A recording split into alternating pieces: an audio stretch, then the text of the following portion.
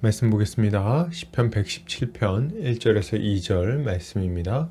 같이 읽겠습니다. 너희 모든 나라들아 여호와를 찬양하며 너희 모든 백성들아 그를 찬송할지어다. 우리에게 향하신 여호와의 인자하심이 크시고 여호와의 진실하심이 영원함이로다. 할렐루야. 아멘. 시편 117편 1절에서 2절까지 인자하심이 크시고 진실하심이 영원하신 주라는 제목으로 말씀 보겠습니다. 신자는 한평생 하나님의 선하심을 기뻐하며 살아갑니다. 또한 세상 사람들에게 담대하게 복음을 선포하면서 살아가죠. 신자는 무엇을 알기에 이런 삶을 살아갈 수 있을까요? 오늘 본문을 통해서 함께 살펴보도록 하겠습니다. 오늘 시편 기자는 이렇게 말합니다. 너희 모든 나라들아 여호와를 찬양하며. 시편 기자는 모든 나라들에게 하나님을 찬양하라고 외칩니다. 이 땅 위에 존재하는 모든 사람들은 하나님을 찬양하고 그의 이름을 높여야 한다는 말이죠. 왜요? 하나님은 온 우주의 창조자이시고 모든 사람들에게 해를 비추시고 비를 주시는 분이시기 때문입니다. 하나님은 모든 사람들이 진리를 알고 하나님께 나아오는 것을 바라시고 계십니다. 하나님이 아브라함을 부르신 이유가 무엇입니까? 모든 민족이 그를 통해 복을 받도록 하시려는 계획이 있으신 거예요. 이스라엘을 제사장 나라로 삼으신 이유가 뭐죠? 모든 나라로 하여금 하나님을 알도록 하기 위해서입니다. 이것이 하나님의 계획이신 거예요. 하나님은 우리 모든 사람을 구원하여 하나님 나라의 복을 누리게 하시기를 원하시는 겁니다. 여러분, 신자는 하나님께서 모든 사람을 향한 구원의 계획을 가지고 계심을 알고 그분의 선하심을 찬양해야 되겠습니다. 신자는 세상을 향한 하나님의 뜻이 무엇인지를 잘 이해해야 되겠습니다. 하나님은 악인이 심판을 받아 망하는 것을 즐거워하지 않으세요. 하나님은 그들이 구원의 길을 발견하고 그 길로 나아오기를 간절히 기다리고 계십니다. 물론 하나님은 악인들의 죄악에 대해서 진노하시죠. 하나님은 죄를 그냥 참아 넘기시는 분이 아니시기 때문입니다. 그러나 그럼에도 불구하고 하나님은 지금 오래 참고 계신 거예요. 악인들에게도 동일하게 해를 비춰주시고 먹을 것을 주시고 건강을 주십니다. 그리고 그들의 귀에도 복음이 들려질 수 있도록 일꾼들을 보내십니다. 하나님은 그들이 회개하여 돌이키기까지 정말 말할 수 없이 큰 은혜를 베풀고 계신 것입니다.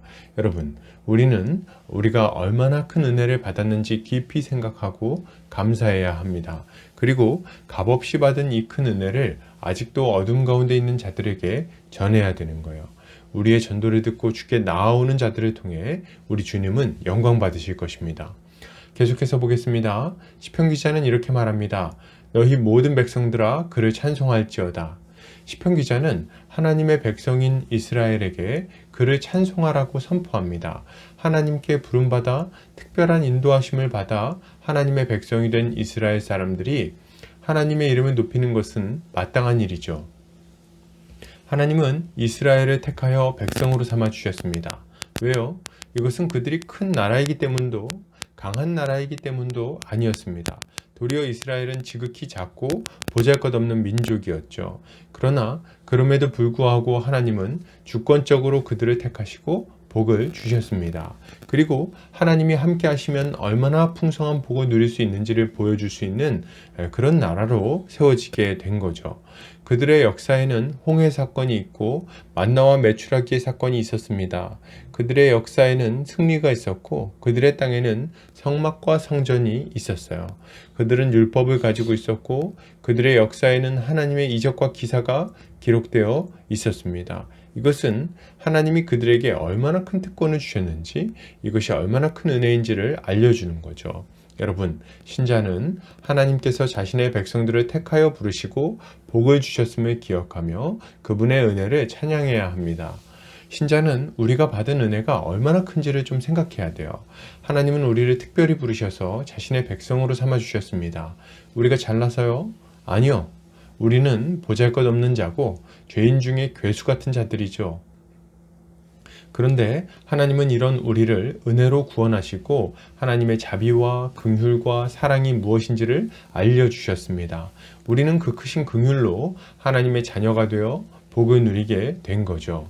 그리고 이제 우리는 날마다 하나님과의 화평을 누리며 살아갑니다. 우리의 인생은 주님의 간섭하심으로 가득해졌어요. 우리의 기도는 땅에 떨어지지 않고 주께서 들으신 바 되었으며 우리의 섬김은 주님이 눈여겨보신 바 되었습니다. 주님은 우리가 배고플 때 우리를 먹이시고 우리가 목마를 때 우리의 목을 축여주십니다. 우리가 외로울 때 친구를 보내주시고 우리가 낙심될 때 도움의 손길을 보내시죠. 그리고 악마의 모든 공격이 찾아올 때 천사를 보내어 우리를 두르시고 친히 악의 권세를 무너뜨리십니다. 이것이 우리가 날마다 받아 누리는 복인 거예요. 여러분, 주님을 찬양합시다. 우리 주님이 우리 같은 자를 구원하셨어요. 계속해서 보겠습니다. 시편 기자는 이렇게 말합니다. 우리에게 향하신 여호와의 인자하심이 크시고 여호와의 진실하심이 영원함이로다. 할렐루야. 시편 기자는 우리 모두에게 향하신 하나님의 인자하심이 크다고 말합니다. 그리고 그의 진실하심이 영원에 이르고 있다고 말하며 하나님을 찬양하죠. 하나님은 모든 사람을 향한 구원의 계획을 가지고 계십니다. 여자의 후손을 보내어 뱀의 머리를 부수고 아브라함의 씨를 보내어 대적의 성문을 얻고 다윗의 뿌리를 보내어 영원히 복된 나라를 주겠다 약속하신 하나님께서 마침내 예수 그리스도를 통해 이 모든 약속을 성취하시고 모든 사람이 받을 만한 기쁜 소식을 전해 주신 것입니다. 여러분, 신자는 하나님께서 예수 그리스도를 통해 구원의 기쁜 소식을 전하셨음을 알고 그분의 인자하심과 진실하심을 찬양해야 되겠습니다. 신자는 우리가 어떻게 하나님의 긍휼을 얻게 되었는지를 알아야 돼요. 하나님은 죄인들을 구원하기 위해 자신의 독생자를 보내어 주셨습니다. 사랑하는 아들을 이 땅에 보내주신 거죠.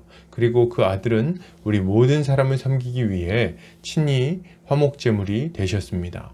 주님의 사랑은 이것으로 확정되었고 변하지 않는 영원한 증거가 된 거예요. 우리는 그리스도의 십자가를 통해 하나님의 인자하심과 자비하심, 그분의 진실하심을 영원히 알 수 있게 된 것입니다. 그리고 이 십자가를 의지하여 언제든지 담대하게 하나님 앞에 설 수 있게 되었어요. 이것을 믿으십니까? 이것을 믿는 자마다 영생을 얻게 될 것입니다. 결론을 드립니다. 여러분, 신자는 하나님께서 모든 사람을 향한 구원의 계획이 있음을 알아야 됩니다. 그리고 그 계획을 이루기 위하여 먼저 택하여 부르신 자신의 백성들에게 예수 그리스도를 통해 놀라운 복을 주셨다는 것도 알아야겠어요. 우린 이것을 믿고 감사하며 하나님을 찬양해야 할 것입니다. 오늘 하루 주의 은혜로 승리하는 성도님들 되시기를 주의 이름으로 축복합니다.